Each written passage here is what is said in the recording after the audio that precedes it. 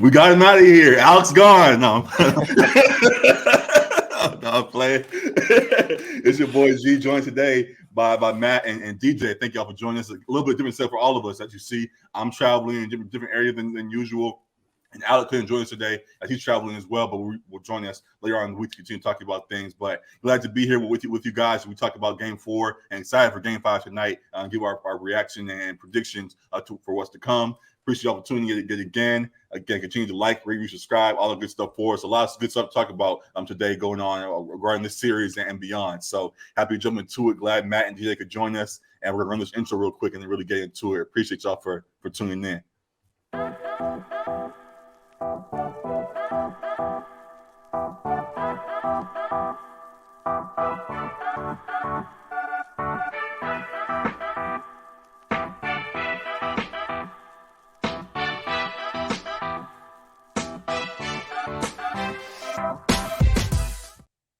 All right, everybody. Everybody thought it was going to be an even series at this point. Everybody thought it was going to be 2-2, and the Warriors would find a way to steal a game in LA. But the predictions were wrong. It's mine's the Corgi. I guess the Corgi got it right, and we ended up being up. We're up 3-1 right now. And we'll get to more to that later. I see DJ. You already feeling the way. But the Lakers found a way to hold on in Game 4 and go up 3-1. Thanks to AD and his alternate days being over, he bounced back. Had another good game in a row for once, finally. Had 23 and 15, as you see there. As well as at the bottom of that list, you see a big contribution from Lonnie Walker the fourth. In the fourth quarter, gave us, I think, all in the fourth quarter, he gave us those 15 points, which were key to get over the hump there. So great things there, among other things, as you can see. But just real quick, you guys' first reactions to Game 4. We're just going in order. Matt, starting with you. Yeah, I mean, that was the Lonnie Walker game. The Stars played well, of course. It was nice to see AD, not take a day off here. But, I mean, Lonnie Walker took over in the fourth. Like, I mean, when you get your bench guys to step up like that, that's how you win playoff games. So that was a big one for them. And, if he can continue that the rest of the series, I mean, it feels pretty wrapped up to me. Very much so. DJ, you agree? I agree, man. I think this game was just a really big reflection on how big that trade was at the All-Star break, just because, or at the trade deadline, forgive me. But, I mean, the Lakers are just deep. They're versatile. They have guys that can actually step up and fill a need. And that game by Lonnie Walker was huge. It was just another reminder because, I mean, like D'Angelo only had 4. We didn't get a whole lot of contribution from Rui points-wise, so Lonnie stepping up was huge, but it just made me really appreciate our front office and Pelinka, the job that he did at the trade deadline. Yeah, well, me and Alec talked last episode, and I highlighted wanting to see more of Lonnie Walker, and he definitely has answered the call, and definitely glad that he did so. Again, to your point about the trades, at first, prior to those trades, we're like, where do we find help anywhere? Like we were stuck with forcing guys to play in roles that were grander than they needed to be. Now everybody is sliding into positions where they can comfortably go out and play and contribute, where even if we have a bad game from D-Lo, he only gives us 4 points. Even if Vanda only gives us 2 points, we have guys that can step up off the bench with Rui and Schroeder and Walker, as we now see, who has been ready for this moment, can step in and still give us valuable contribution. So definitely glad to see that, and hope it continues. We'll get more into that. We'll get more into Game 5. But real quick, staying with Game 4, as I kind of joked about, our alternate days officially over now. We saw what Anthony Davis did in that Game 4, giving us 23 and 15. Can you put to rest all the alternate day jokes now, or you think it can continue going forward? DJ, I'll go to you. I definitely think, I mean, as much of a running joke as that is, I definitely think he could keep this going. I think he needs to. I think this is a transition that a lot of Laker fans, and especially LeBron and people in the organization, are looking forward to, with AD being consistent and proving that we could rely on him game in and game out. He's been healthy. But yeah, in terms of alternate days, I just think that was a really weird phenomenon. He's too good to be doing that. Correct. So yeah, it's been good. I have faith in him going forward, that the alternate days are over. Like it's his time. Same thing from you, Matt. Yeah, I mean, I agree with DJ that he's too good to be doing that, like, period. I mean, if the joke keeps going, we could say he's just doing a snake draft now. So, like, he had 2 good games, and now he's going to have 2 off games. But, I mean, seriously, I think he's too good for that, like DJ said.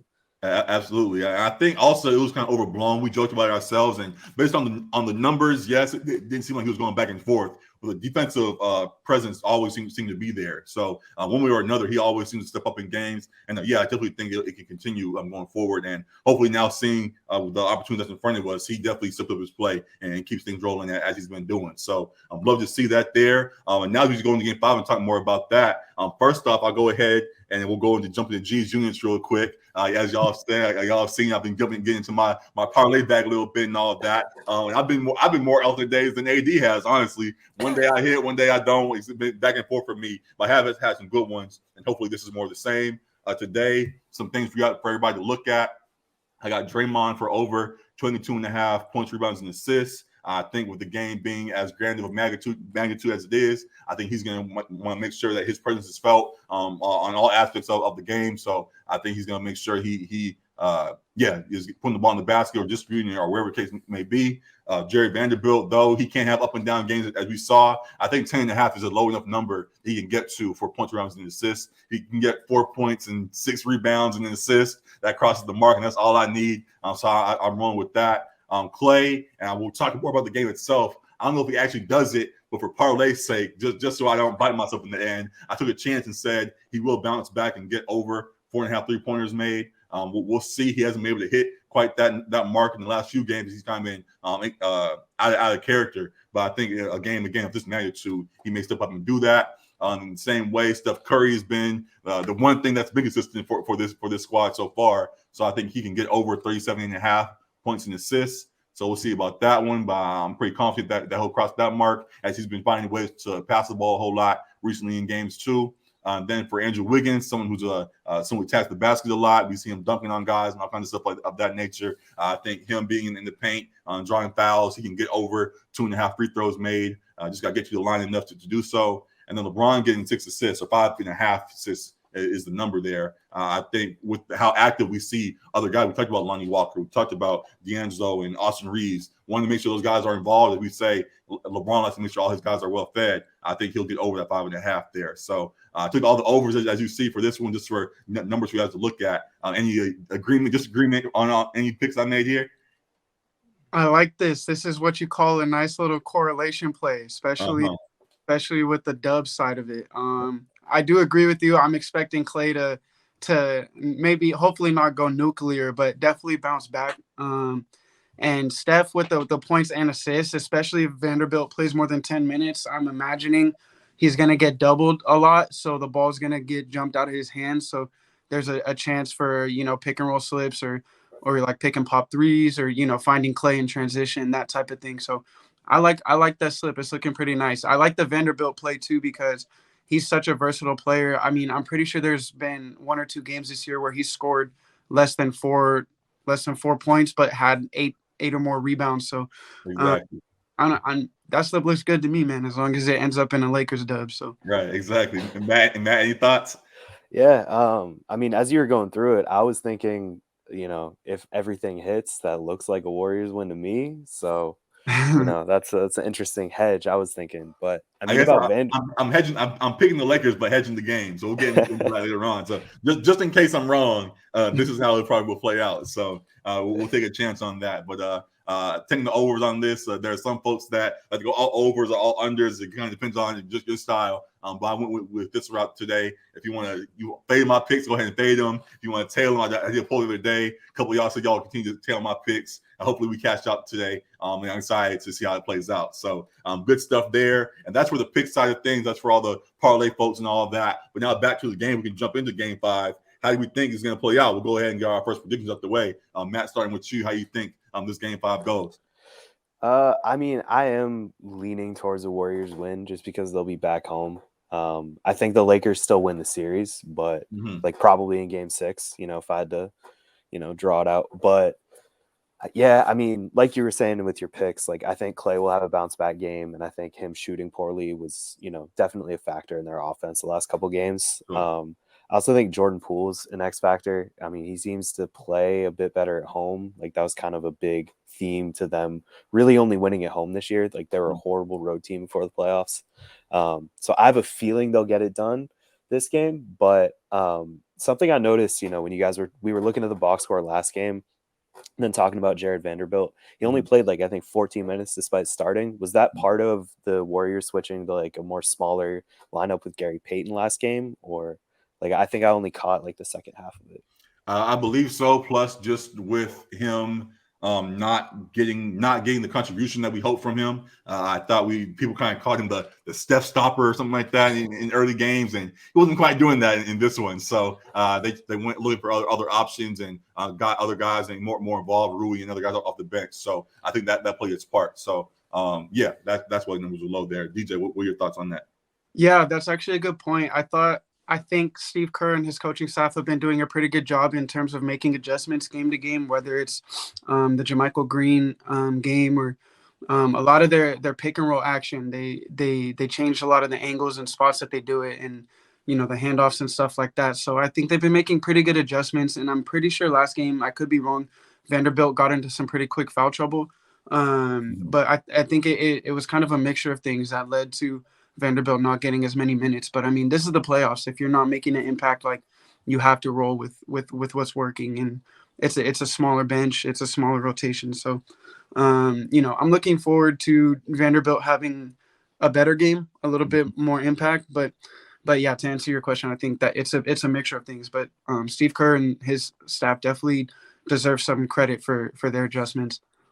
And they do deserve some credit, but at the same time, we also see they haven't fully worked. We're at the point now, it's 3-1 for a reason. They've thrown everything they can at the Lakers squad, trying to figure out what works to get over the hump, and it hasn't quite gotten the job done. So the question now is, do they have anything left? What more adjustments does this team make? Do they have any other things that can be thrown at the Lakers, or is what we saw going to be what we continue to see going forward? DJ, I'll go back to you first.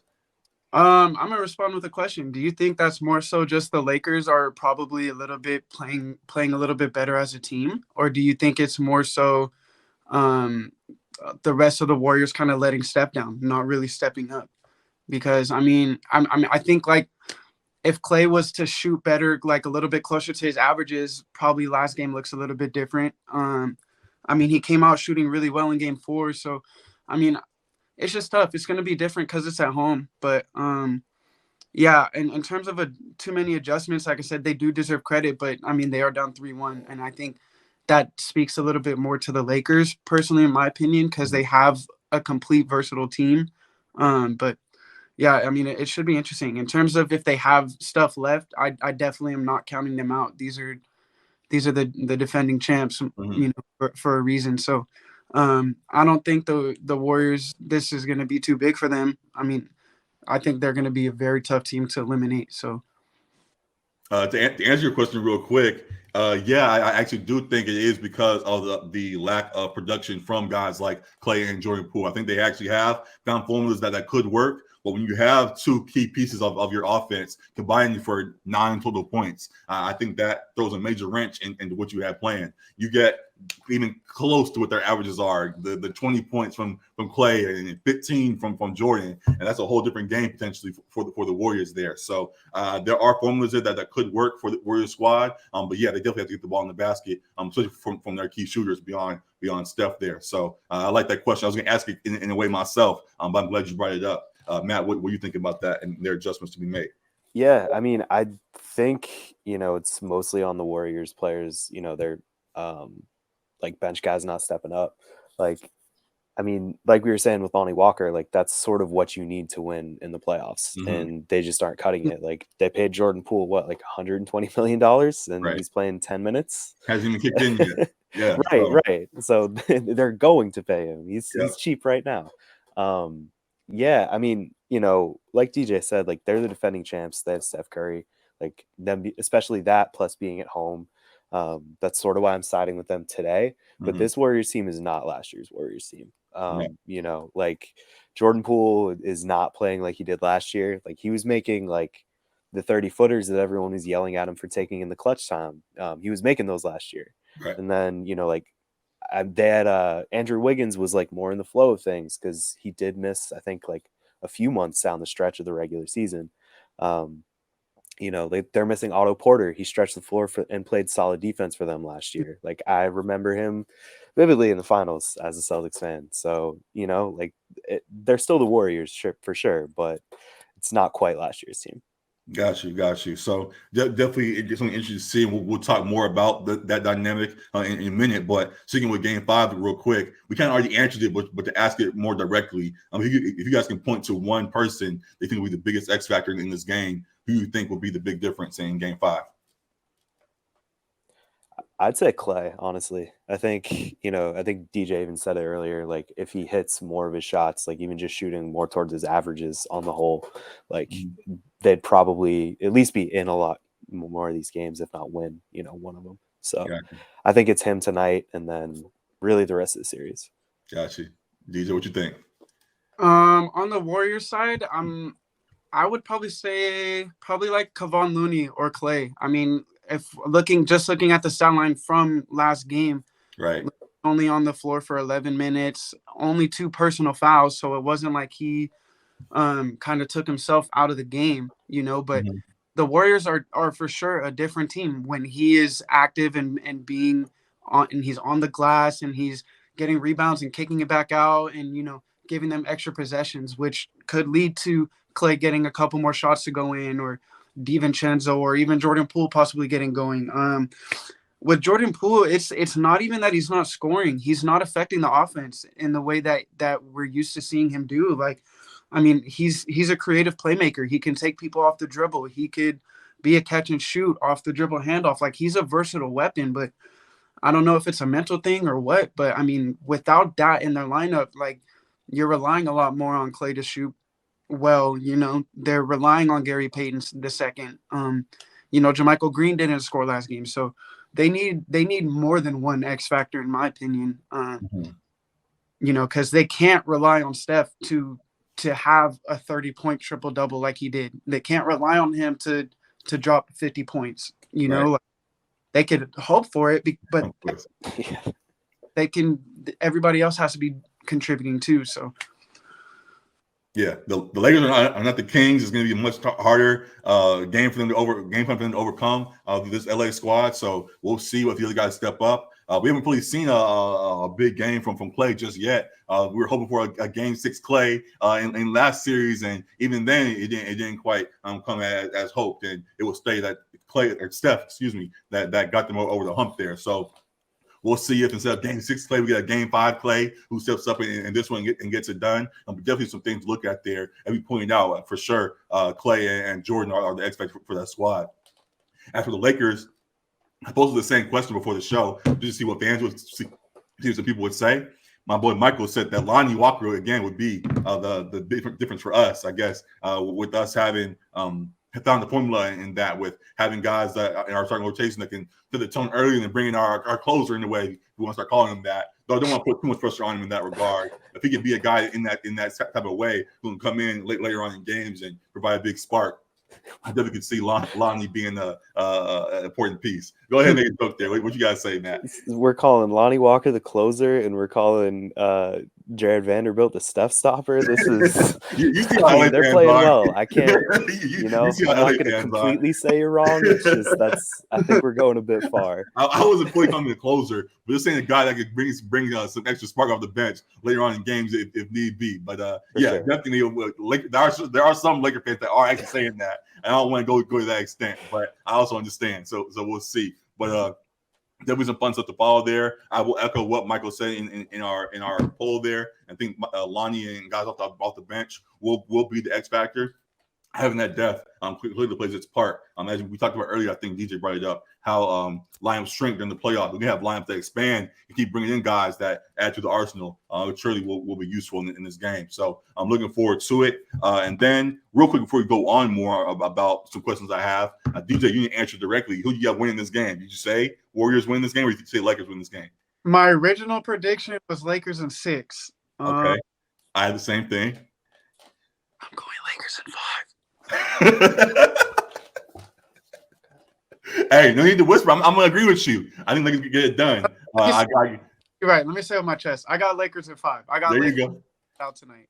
Yeah, I agree with you. I kind of hedge my pick just in case, and you guys saw my prize picks, and just in case the Warriors win, I'll cash out with them. But I do think that the Lakers get it done, and that we just have a formula that the Warriors can't fully figure out. And yeah, I think we'll find a way to get it done, even in Golden State tonight. So going to be fun things to watch there, and then looking at things and what potentially could come beyond that. I just have a couple questions. If and when the Warriors do lose this series, do they blow it up afterwards? Do you think this is the end of their dynasty as we know it, or they continue to try to run it back as is? I think it's gonna have to change a little bit. Sure. Like between Andrew Wiggins and Jordan Poole, I mean, those were two guys I mentioned talking about their season on the whole. You know, I know Andrew Wiggins, like a reason he missed time with some personal stuff. So like that's no slight to him at all. But both of those guys are getting paid a lot of money, and they need cap space to bring in like those, you know, side pieces like that step up, like your Jared Vanderbilts, your I don't know why I said side piece, but you know, those auxiliary pieces to build a team.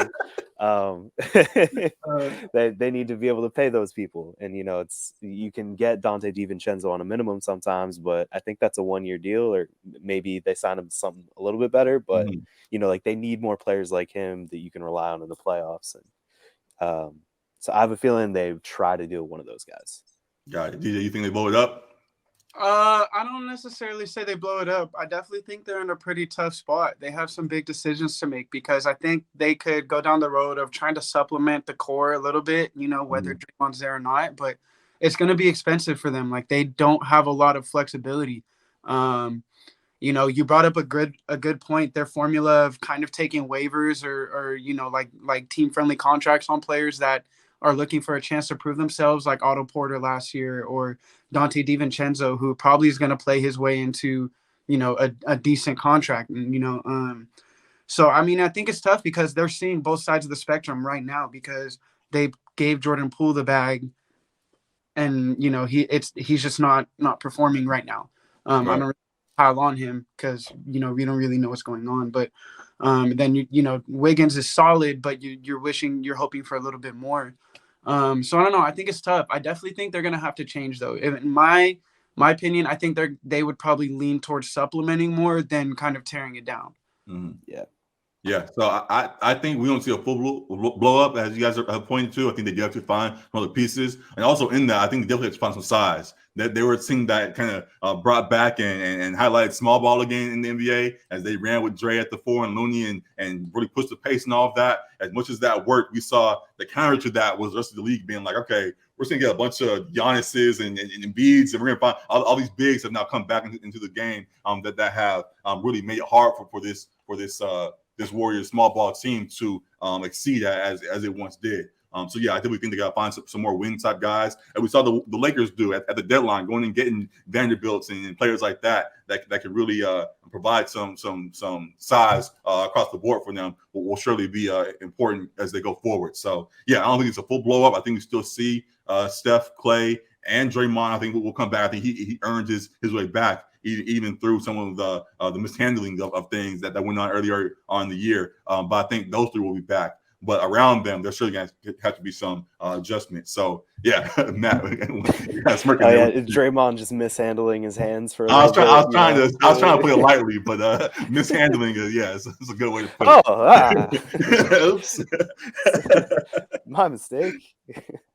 So yeah, that's the Warrior side of things. Definitely want to. We'll stay tuned for all of that, of course. And then again, we kind of just looking forward. Again, just looking at how things are going for the Lakers and the Warriors.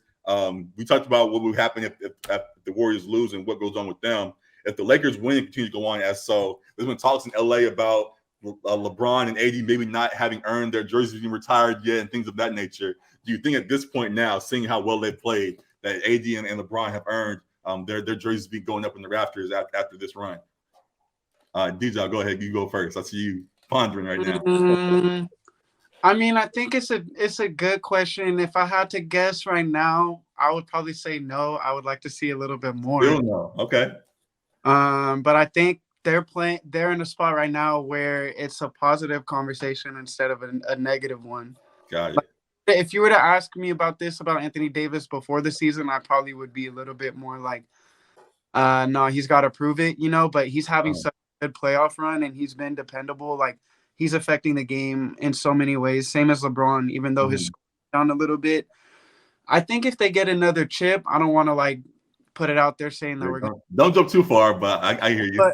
but like I definitely think that'll do it for sure. But right now I would still say it's kind of I don't know. I'm not willing to commit.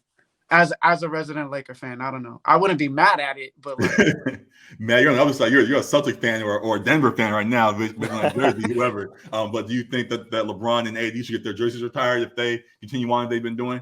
I mean, if they get another ring in LA, I think it becomes a real conversation. The tough thing is, we're looking at the back to their jerseys right now. How many single digit numbers does that leave the Lakers? Like that's sort We'll of the figure it out. Celtics problem too. And like, the Celtics, like we've retired Paul Pierce and KG, they only got one ring. Right. Rondo may even be in the car, or actually I think people are already wearing 9, but like that's 2 jerseys retired Right. for one ring, but that was also one ring after like a 20-year drought. Yeah, a little And that's different for us. that's We not the win. We win Lakers. option So over here. yeah, but no, but like that's the trouble. Like when you have so many jerseys retired as both the Lakers and Celtics do, it's like a new player comes to the Celtics and it's like I think Mike Muscala wore like I don't even know, he wore like 74 or something this year. Like people just don't have options left. Got you. I definitely hear that, but I think that's a adjustment that guys in the future were willing to make because of how polarizing these two figures are. So yeah, I actually do think that on this, based on how things have gone so far, that these two guys definitely can. We kind of gloss over that they already won one. I know we don't fully count it. There are a lot of fans that don't really want to give them full praise for what they did, but them already having a ring and then being as polarizing the figures as they've been so far, and just now bringing this team back to life again in these playoffs. Though it did require a whole lot of help to do so. I do think that they have finally earned their way up amongst other greats that we have there. Not fully the same, of course, as we know. All the other guys up there have 1, 2, 3, 5, 6, a bunch more. But in the context of what's going on right now, I definitely do think, especially with LeBron being considered one of the greatest, if not the greatest player of all time. Him adding his contribution to this LA team definitely deserves praise there. So it was hard for me to say myself. I was anti-LeBron for a long while, but I definitely do see what he's doing, and real quick, I think won't go full hate. Go ahead, DJ. LeBron definitely does need another one for the Kobe fans and Yeah, I know. And yeah, like I was kind of on the same thing. Like I wasn't a full-fledged like LeBron hater, but I was kind of like we see the picture in the back. You're clearly all Kobe. I'm with you. G was a full LeBron hater though. Let's not lose that. So it's kind of just like, yeah, But if he was another one, I'm a definitely I'll shut up for sure. I'm not. But he definitely needs another one. That's what I'll say. Got it. So yeah, I definitely agree with you there. And now we've looked forward into what happens beyond the series and far beyond it, postseason and post-career with AD and Bron, all that kind of stuff. Just getting back to these playoffs a little bit. As we see the Lakers up 3-1. We also see also in the West, the Nuggets are up now 3-2 on the Suns. So seeing that potential match could be happening, Matt, you got that Nuggets jersey on already. So I might know which way you're leaning. If we do see a Lakers-Nuggets matchup in the Western Conference Finals, how do you think that plays out? Matt, I'll start with you since you got the jersey on. I mean, I mostly wore this just because I couldn't wear anything Celtics related, and they're still in the, we got jumps off everybody. No, but I think for this series, I just based on everything we've been talking about, I would give a slight edge to the Nuggets. But a lot of that is also sort of the alternate days Anthony Davis that we've been seeing. Like if he can show up, and I think, looking ahead to that series, I would say he's mostly the X factor on the Lakers side. Because if he can show up consistently and like play his defense against Jokic and, at least get to like 25 and 10 on the other side, like I think the Lakers would win that series. DJ, what'd you think? Yeah, I think this is probably the best matchup for the Lakers in terms of who they faced or who's like left in the playoffs. I definitely think it would be like a 6-7 game series. Laker fandom aside, I think same thing. If Anthony Davis is making the impact that he can, I think the Lakers probably would win that series. But that's probably a close series because the Nuggets the Nuggets have a lot of guys again that could come up or come in and step up and contribute. So I like the way that they were moving the basketball last night, getting shots up. They were aggressive. So I think it would be a really good matchup for the Lakers. But I think the Lakers could handle it. In simple terms, AD has been in these first 2 series has been able to float a little bit around the paint and make sure that that's handled. And he's done a great job in doing so. In this matchup, with him potentially had to be pinned to Jokic if he can stretch the floor and be on the perimeter and passing, facilitating as he does that concern you at all with how that could influence the matchups across the board? These I'll go with you first. I think that question doesn't fully depend on Jamal Murray, but he could definitely influence that equation and that strategy a lot. He's been kind of inconsistent himself, not really playing up to the standards that a lot of people hold him to. But I think if Anthony Davis is able to kind of more so focus on Jokic instead of having to worry about who's handling the rock like he is with Steph Curry or Clay and a lot of the action they run, I think that'll just change a little bit of the dynamic. I think it depends on the supporting cast really for Denver in that situation, because if Jokic isn't getting a lot of the help that he might need, I think that's going to allow Anthony Davis to just really focus his energy on, locking in on Jokic and then trying to grab rebounds. So I would say that question could be answered by Denver and mainly Jamal Murray, but the supporting cast as well. Got you. Yeah, I think it's going to be fun. We'll really deep dive that more once it's more official. Don't want to jump too far ahead, but just seeing how things are playing out so far, want to give a quick preview. So fun thing to look forward to there. But for now, definitely excited for what's going on here in the West. Jumping to the East real quick, though, as we prepare to get out of here. Matt's already shaking his head knowing what's coming. What's going on with your team, man? Y'all good? What's happening with the Celtics, man? I mean, right now. That Game 5 was the worst game I think I've seen this team play in a bit.